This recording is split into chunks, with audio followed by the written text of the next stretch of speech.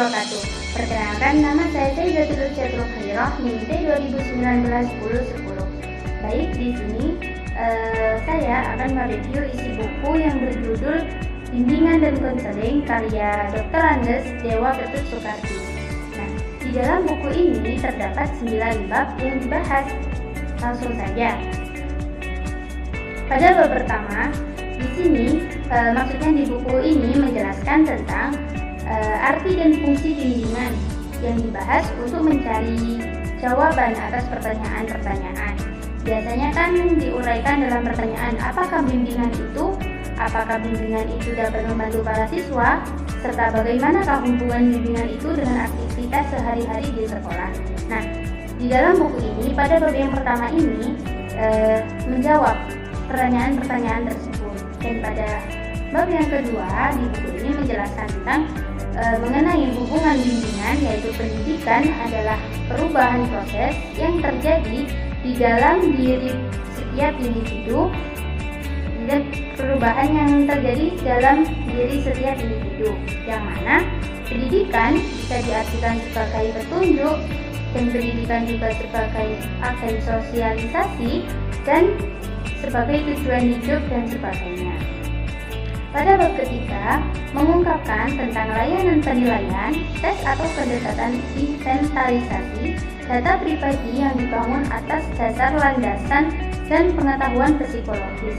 Dan pada bab yang keempat, dalam buku ini menjelaskan tentang layanan penilaian, tes atau pendekatan inventarisasi, yang itu mencakup tentang observasi, catatan anekdot, skala penilaian, catatan kuantitatif, kuesioner, interview, dan sosiometri. Pada bab 5 dalam buku ini yaitu menjelaskan tentang layanan informasi yang mencakup makna dan tujuan layanan informasi serta tipe-tipe informasi dan penggunaan bahan-bahan untuk informasi.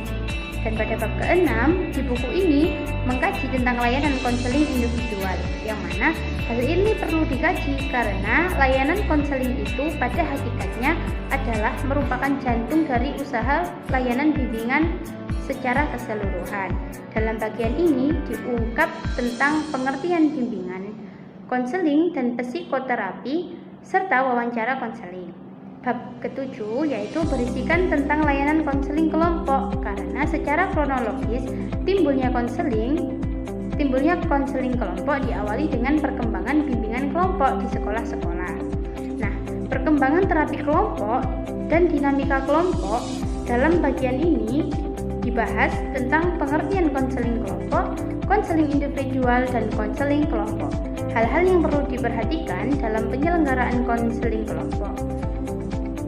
Dan di dalam bab yang ke-8 yaitu berisikan atau menguraikan tentang layanan perencanaan, penempatan, dan tindak lanjut.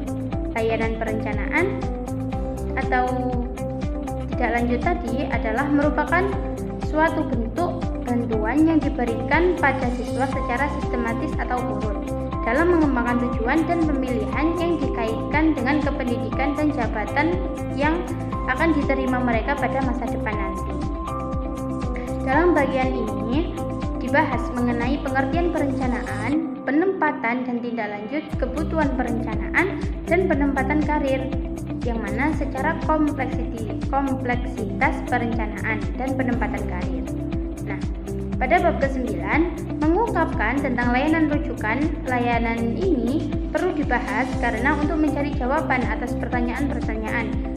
Contoh misalnya pertanyaan seperti bagaimana hakikat layanan rujukan itu, perlukah ada layanan kontak dengan siswa dan orang tuanya, terus perlukah bentuk-bentuk kerjasama dengan keluarga dalam layanan rujukan. Nah, di bab 9 ini dijawab semua tentang pertanyaan-pertanyaan tersebut.